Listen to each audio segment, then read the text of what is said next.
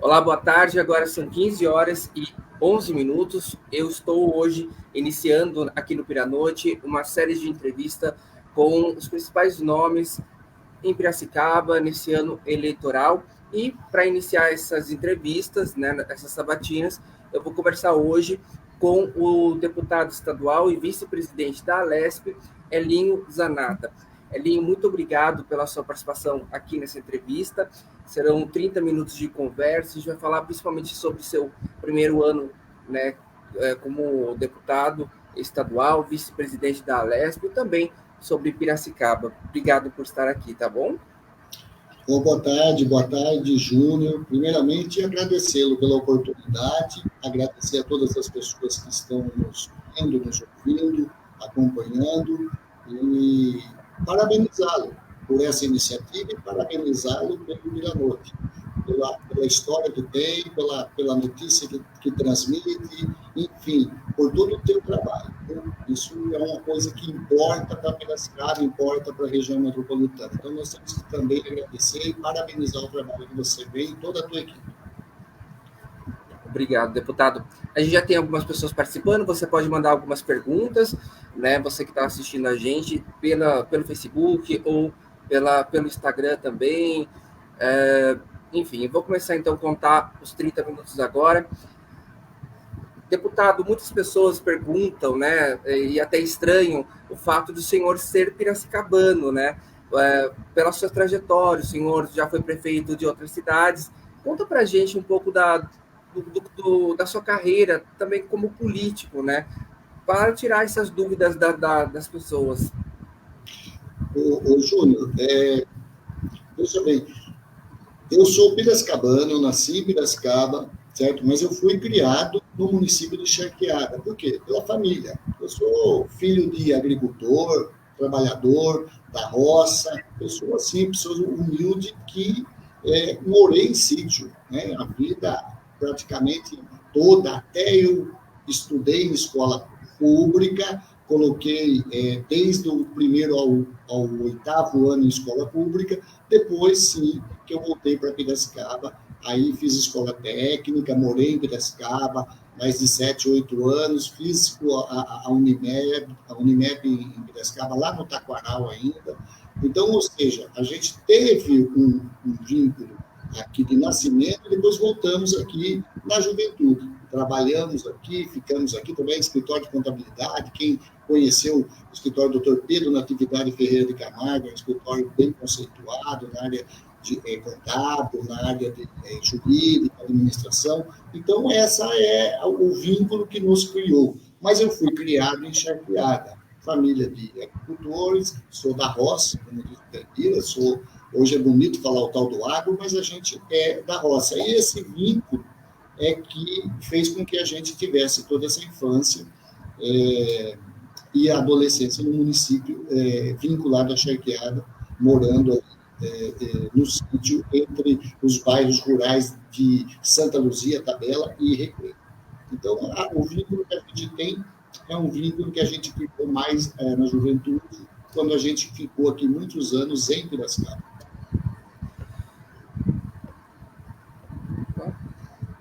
Certo. Deputado, foram 20 anos, né, trabalhando no Poder Executivo e agora, pela primeira vez, o senhor está trabalhando no Poder Legislativo Estadual. Qual é essa principal diferença e como tem sido essa sua adaptação depois de tanto tempo no Executivo? Porque são duas coisas muito diferentes, né? Sim. Para complementar, quando a gente veio para a vida pública, depois que a gente passou trabalhando com a família. Na iniciativa privada, a gente trabalhou muitos anos, né?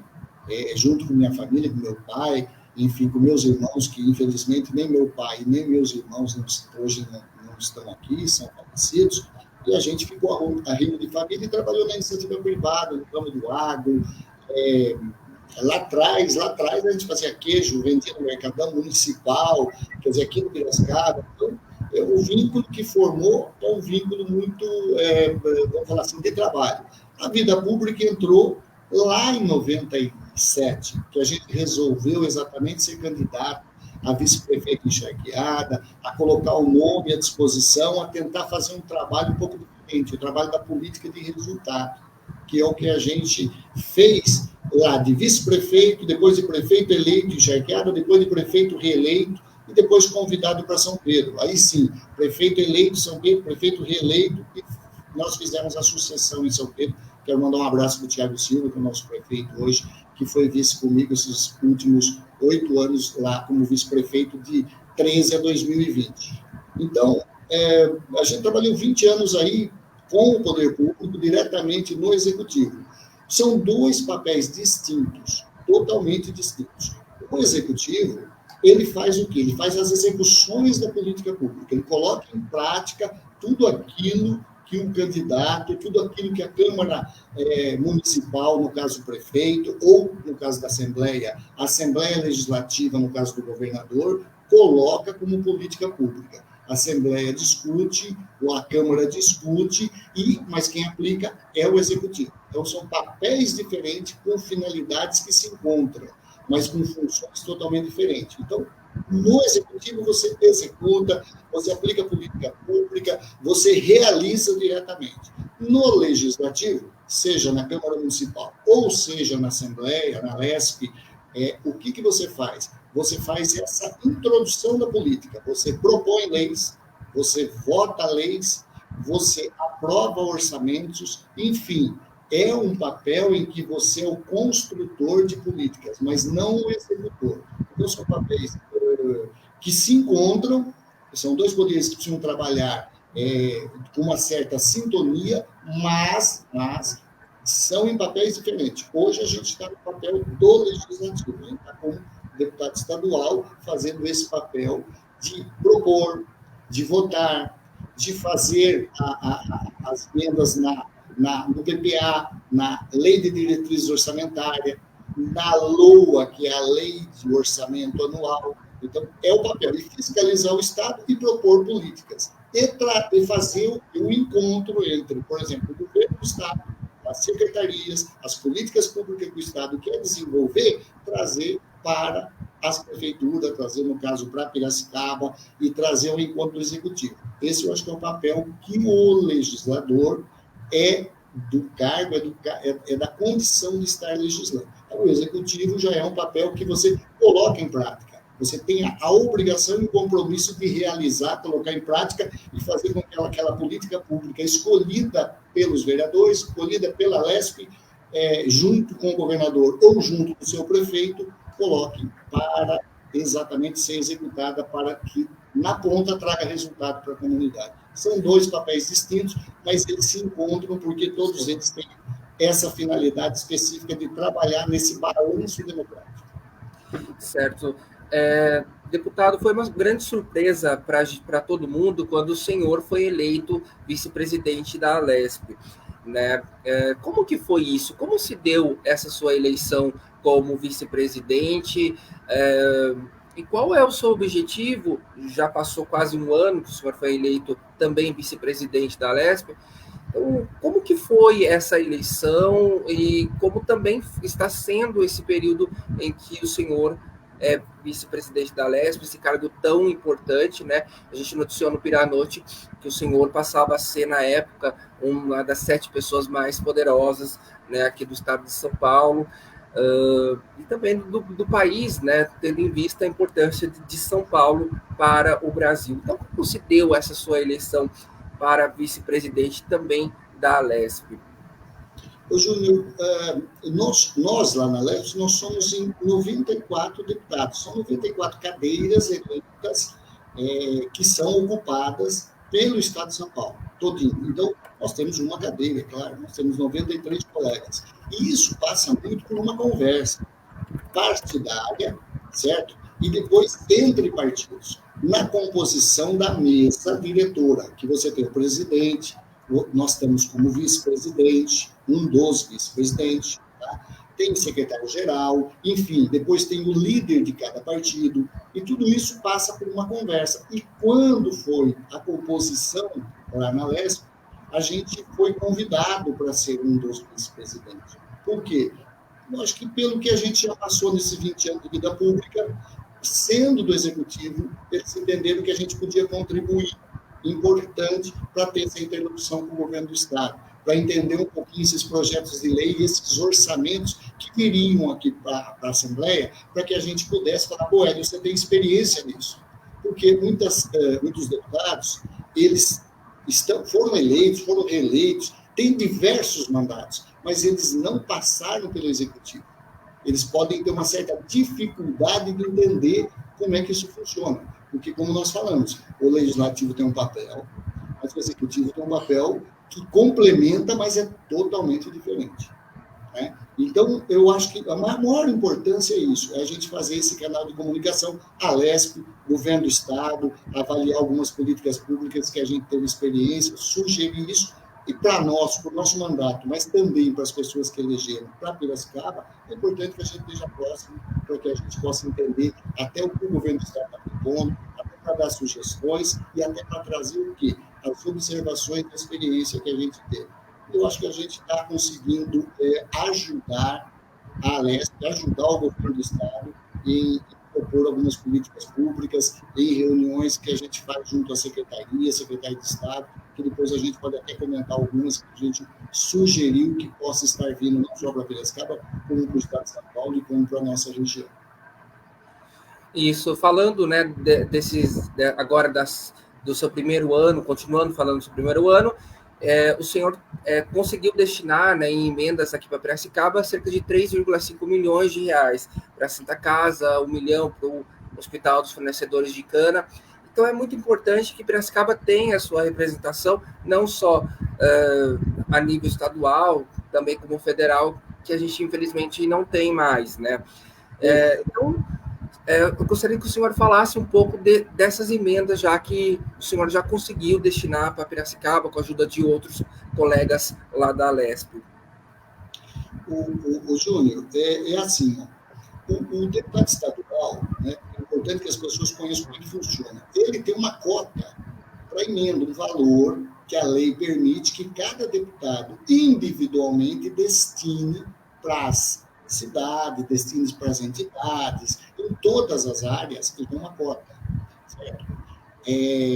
Anual, tá? Que é em torno de 10 milhões hoje alguma coisa. Se você olhar números de emenda, lógico que não é um valor significativo quando você fala a nível do Estado de São Paulo. Então, mas quando você olha diretamente, sim. O ano passado nós não tivemos diretamente a emenda. Por quê? Porque como nós entramos em março, nosso mandato começou em 15 de março de 23, quando nós tomamos posse. Nós fomos eleitos em 22, tomamos posse em 23. Então, eu não votei o orçamento de 22, eu não estava deputado. Então, eu não tinha uma emenda impositiva do deputado, do mandato. Mas a gente conseguiu entrar nos programas de governo, falar com o nosso governador, com toda a equipe, e ele deu uma ajuda para que a gente pudesse trazer emendas já no ano passado, nos programas extra-orçamentários. E também fizemos o quê? Fizemos um trabalho junto a colegas do governo federal, deputados federais, no caso específico, o Gilberto Nascimento, que é deputado federal eleito, que está no mesmo partido que nós tivemos, fomos eleitos junto, ele era o presidente estadual, e ele deixou uma cota da emenda dele para que a gente pudesse destinar. E com isso, a gente, mesmo não tendo emenda, é o primeiro mandato nosso como deputado estadual, a gente conseguiu trazer 1,5 milhões para Piracicaba, para 15 entidades sociais e a Prefeitura, tem que agradecer a Prefeitura, a Secretaria de Ação Social, que fez essa parceria, lógico que o recurso vem para o repasse, mas tem que ter esse entrosamento. Então, foram 15 entidades que receberam 100 mil reais cada entidade. Essas entidades sociais prestam serviços relevantes, tá? E foram escolhidas baseadas no quê? Baseadas naquelas que a prefeitura poderia fazer o repasse a princípio. Depois a gente conseguiu 1 milhão para o Hospital do Cana, mas para o SUS, para cirurgias eletivas, para exames, exatamente para aquelas pessoas que dependem do Sistema Único de Saúde. Depois mais 1 milhão para a Santa Casa, e no final do ano a gente conseguiu, que aí é uma notícia que não foi ainda nem divulgada, que no final do ano a gente conseguiu mais 1,9 milhões de reais, que é para a saúde do município e que já está nos cofres da prefeitura, onde, lógico, eles vão fazer as ações públicas de saúde com o recurso, porque a partir daí compete ao executivo, né? E para complementar, agora que nós temos a emenda de 24, nós aprovamos para 23, aquela emenda parlamentar que nós dissemos em torno de 10 milhões, a gente já está destinando novamente para Piracicaba, na primeira etapa da emenda, 4,4 milhões de reais. Mais 1 milhão para a Santa Casa, mais 1 milhão para o Hospital dos Fornecedores, para cirurgias, para exames eletivos SUS, né? E mais 2,2 milhões para as entidades que fazem serviços social de saúde aqui para Piracicaba, que vai contemplar mais ou menos em torno de 20 entidades assistenciais.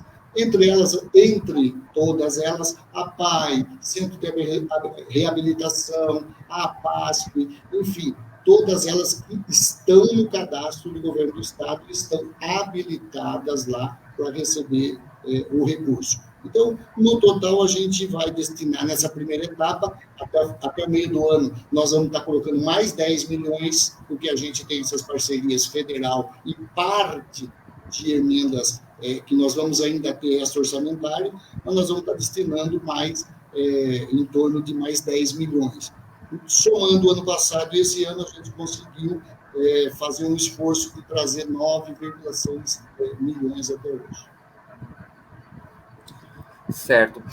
Deputado, a cidade está mudando bastante, tendo em vista até que, finalmente, né, foi no ano passado, o governador sancionou a lei que transformava a nossa cidade numa metrópole e, né, consequentemente, formalizou, né, a região metropolitana. Então, muitas obras estão sendo em Piracicaba, como do aeroporto, e a cidade, dentro dessas coisas que estão chegando em Piracicaba, ou das possibilidades, uma delas mais interessantes e que os piranotenses, os leitores do Piranote mais gostaram de saber, era sobre o trem intercidades, que poderia chegar até Piracicaba. O aeroporto agora, no dia 22, segundo a prefeitura, vai começar a obra de recap na pista e vai continuar a negociação com o governo federal para que ele assuma o aeroporto, né? Agora, sobre o trem intercidades, como está esse processo todo, deputado? O Júnior, é assim, ó, o nosso governador, assim, ele é muito pragmático e ele, assim, quando ele coloca que ele entende que é importante para São Paulo, ele executa. Então, essa confiança que eu tenho no governador Tarcísio, assim, eu não tenho dúvida que o governo dele vai ser um dos melhores governos que o nosso estado vai ter. E dentro dessa conversa, a primeira etapa do trem intercidades, agora em março, já vai fazer como é que fala? Vai fazer o leilão, né, da PPP, né? Exatamente agora. Até março deve estar marcado. O governador, nós tivemos em Campinas com ele, inclusive lá nesse anúncio, que vai ser a primeira etapa. O trem de intercidades vem até Campinas, né? O que é o trem intercidades? É um trem passageiro, tá, de média velocidade. Tá? Então, vai vir até Campinas, é a primeira etapa. O leilão deve acontecer aí agora em março, né? O leilão, para que se acerte as parcerias público-privadas. Na segunda etapa, eu acredito já, no próximo ano, o governador deve estar anunciando a etapa de vir até a Americana, que são estudos já feitos dentro dos valores, dentro da viabilidade de ter essa linha econômica e social. O que nós pedimos? Nós pedimos que o governador colocasse agora a etapa de um ramal para a região metropolitana, para Piracicaba. Por quê? Porque esse estudo nem existia. Então, a partir de agora, a gente pediu, e a gente quer agradecer aqui a secretária de Infraestrutura, Natália Rezende, que respondeu prontamente e nos garantiu que está colocando dentro dos estudos da Secretaria de Transporte, da Secretaria de Infraestrutura do Estado, que o governador autorizou, exatamente o estudo para o ramal Piracicaba. Então, esta fase vai ser muito importante, porque sem os estudos, a gente nunca vai ter o ramal chegando, né? Se a gente tivesse feito os estudos no passado, talvez a gente tivesse hoje a oportunidade de já estar em processo de ser contemplado no leilão. Mas o que importa, acho que o que importa é isso, a gente planta e isso vai gerar um fruto para Piracicaba, porque esses projetos eu acredito que seria a terceira etapa.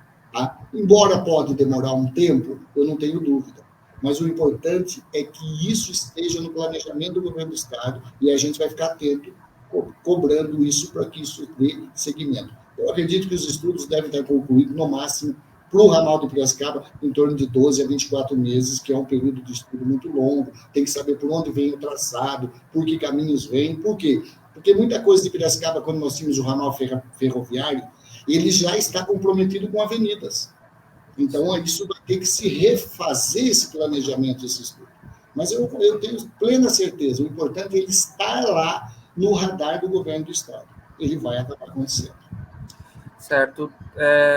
Na lei de diretrizes orçamentárias aprovada no final do ano passado para esse ano, o senhor fez várias emendas beneficiando não só Piracicaba, mas também toda a região metropolitana. Eu gostaria que rapidamente o senhor falasse um pouco sobre as emendas que o senhor colocou lá no orçamento, para que depois a gente entrasse na mudança, né, de partido que o senhor teve e até começar a falar um pouquinho nesses minutos próximos sobre Piracicaba, sobre política local e etc.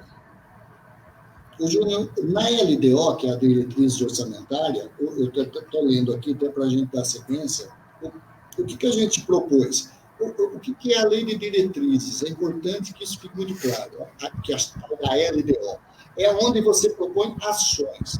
Então, o governo do Estado manda para a Assembleia o que ele pretende fazer nas ações, né? E aí, sim, a gente analisa lá como deputado, junto com colegas, junto com comissões, e isso a gente pode propor emendas, né? Isso não quer dizer que todas elas vão ser aceitas ou todas elas vão ser aprovadas. Por quê? Porque depende do voto dos colegas, das comissões e também do apoio lá que o governador não vete a emenda. Então, o que nós propusemos, que são coisas que eu acho que são factíveis? Nós pusemos a instalação aqui para Piracicaba da rede Luci Montoro, que é para o PCD, para outros tipos de atendimento sociais. A vinda do campo da faculdade aqui na FOP, do curso de medicina. Então, nós propusemos também na LDO. Propusemos recursos para as entidades sociais de Piracicaba e da região metropolitana.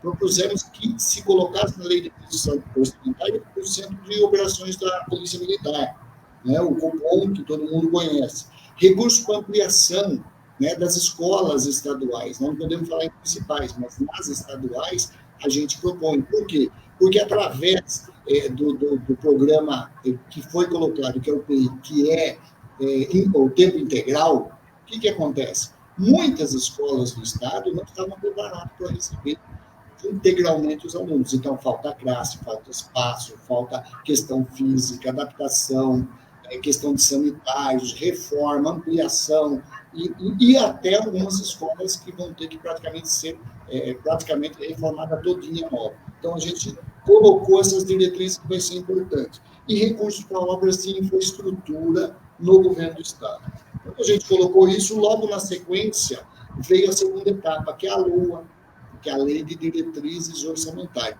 E aí a gente colocou, sim, destinou valores internos, remanejando dentro do orçamento do governo do Estado, recursos para a nossa região. No final do ano passado, a gente apresentou 320 milhões em emendas para essa região. Então, 20 milhões para as entidades assistenciais da região metropolitana, nós propusemos um tratamento para Piracicaba, um centro de referência para o TEA, que é o tratamento do espectro autista, das pessoas com espectro autista, porque eu acho que é importante, Piracicaba não tem ainda. Colocamos a implantação na região metropolitana de mais 20 milhões para clínicas veterinárias, colocamos mais 20 milhões para início da rede Luci Montoro, que é o PCDs, colocamos 30 milhões para que a gente possa implantar o que Piracicaba não tem hoje, a região metropolitana, e Piracicaba seria importante que a gente tivesse, que é a saúde da mulher. seria o Hospital Metropolitano da Mulher ou o AME Mulher. São duas opções que atendem essa proposta.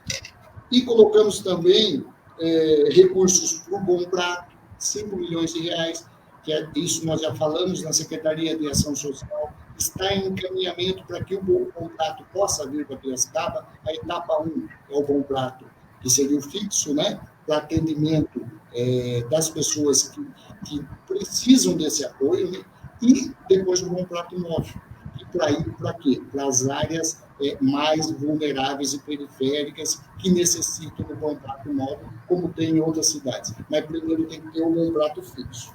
100 milhões para obras de recuperação e pavimentação de vicinais em Piracicaba e região metropolitana, e 20 milhões nós propusemos para a regularização fundiária de loteamentos irregulares, de comunidades que, infelizmente, não podem ficar à margem da sociedade. Essas pessoas precisam ir lá e resolver esse problema desses loteamentos que estão lá em condição de vulnerabilidade, sem saneamento praticamente, e tem que trazer dignidade. Essas pessoas precisam ter um CEP, um endereço, um contato. Para quê? Para que elas possam estar inseridas na sociedade de uma forma real e não simplesmente viverem à margem da sociedade. Então, é importante que esses recursos possam estar. Mas isso pode vir como emenda, muitas vezes vem ou não, mas provavelmente também como subemendas. E se vier dessa forma, o importante é estar atento. Se aprovar de uma forma ou de outra, ou se vier através de subemenda, o importante é que a gente comece a fazer esse network junto depois das secretarias, ao Palácio do Governo, ao governador Tarcísio, aos secretários, para que a gente possa, de fato, começar a concretizar o que foi proposto. Eu acho que esse é o papel que a gente pode fazer colaborando com a sociedade. Certo. Deputado, eu vou, nesses minutos finais, então, começar a falar um pouco sobre Piracicaba, sobre o futuro, política local. Agradeço a todo mundo que está comentando aqui, estou colocando alguns comentários na tela. O senhor trocou de partido nos últimos meses, né? O senhor está agora no PSD, do Gilberto Kassab, que é do governo do Estado, né, da base aliada do governo. Por que o senhor fez essa troca de partido? Eu lembro que, na época, o senhor, o partido que o senhor estava, ele foi descontinuado por causa das regras eleitorais, mas nos conte um pouco, rapidamente, o porquê da mudança, para que a gente possa falar um pouquinho sobre Piracicaba nesses minutos finais. O Júnior, na realidade, assim, não é que a gente trocou de partido, é que o partido se extinguiu, né? Nós fomos eleitos pelo PSC, tá? É um partido social cristão, é um partido que apoiou o governador Tarcísio desde o primeiro turno. Então, a gente está na base do governo desde o primeiro turno. E o que aconteceu? Pela lei eleitoral, o PSC, a nível nacional, não é só Piracicaba nem São Paulo, ele não atingiu o artigo da lei que fala das cláusulas de barreira, ou seja, o partido tinha que ter 2% nacionalmente dos votos, ou 9 deputados federais eleitos no Brasil. Infelizmente, o partido não atingiu nacionalmente, e aí ele foi extinto e incorporado junto ao Podemos. E aí sim deu a liberdade para que a gente pudesse escolher. E aí a gente escolheu, foi convidado pelo secretário Gilberto Kassab, que é o presidente nacional do PSD, a gente foi convidado para que pudéssemos somar no PSD. Eu fico muito tranquilo por estar no PSD, por quê? Porque quando prefeito, lá em São Pedro, no segundo mandato, a gente ajudou a colher assinaturas para fundar o PSD. E eu fiquei como prefeito os 4 anos do segundo mandato, entre 2017 e 2020, fiquei como prefeito do PSD. Então, a nossa relação, assim, é muito forte com o PSD, os nossos compromissos, e penso que os ideais do PSD é o que a gente prega. Certo. Deputado, então o senhor agora está no PSD. A gente já vinha falando há um tempo, né, a possibilidade do senhor ser pré-candidato a prefeito na cidade. Há cerca de 10, 15 dias, o senhor confirmou que o PSD terá aqui em Piracicaba, né, a algum candidato a prefeito nas eleições desse ano. Gostaria que o senhor falasse um pouco, então, dessa chegada, talvez, né? Eu não lembro se o PSD, em algum momento, já teve candidato a prefeito em Piracicaba.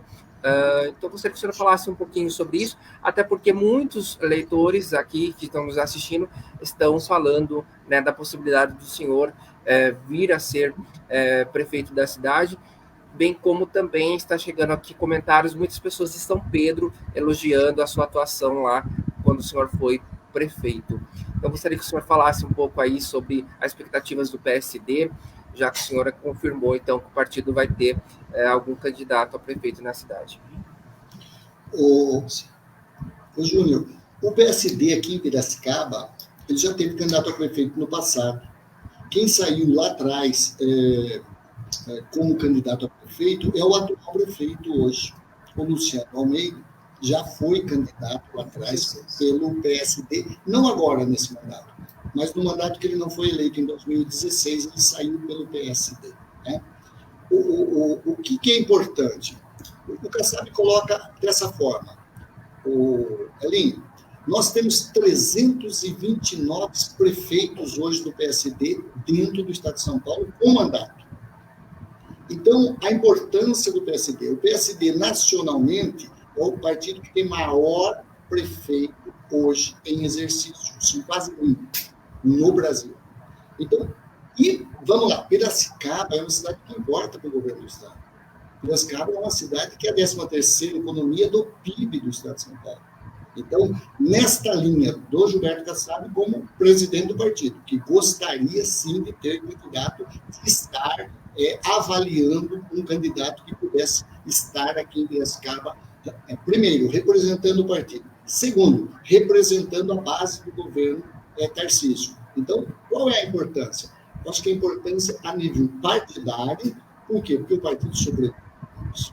Tem esse chamamento, é lógico que a gente está no partido e tem a obrigação de fazer o quê? De tentar viabilizar isso. Agora, quem vai ser candidato? Eu acho que tudo isso passa por uma conversa, tanto no Estado com o partido, e de uma viabilidade eleitoral. A gente não pode pensar em ser candidato simplesmente porque, de repente, quer. Não pode ser uma candidatura personalista. Piracicaba, eu acho que ele tem que ser respeitado. É uma cidade que eu acho que ele tem que respeitar as pessoas que estão aqui. Então, candidatura personalista é a gente decidir por conta própria. Mas se há um projeto, se há uma intenção, se tem uma viabilidade, e se é o principal fator, é importante para as pessoas. É importante para Piracicaba que tenha um projeto que possa expor esse projeto e dar mais uma opção para o eleitor. Eu acho que essa é a discussão. E é isso que nós estamos fazendo. Nós estamos conversando com pré-candidatos a vereadores, nós estamos conversando com muita gente da sociedade que nos procura, estamos ouvindo, avaliando, e se tudo isso caminhar dessa forma, e o partido está pedindo que tenha um pré-candidato, isso não precisa ser diretamente a gente, eu acho que é aquele que for mais viável eleitoralmente e que tenha dentro desse contexto. Então, é isso tudo que a gente está conversando. Tanto que a nossa possível pré-candidatura pelo partido, até hoje não foi anunciada, nós ainda não nos manifestamos como pré-candidato, não lançamos a nossa pré-candidatura e nem a pré-candidatura do partido. Por quê?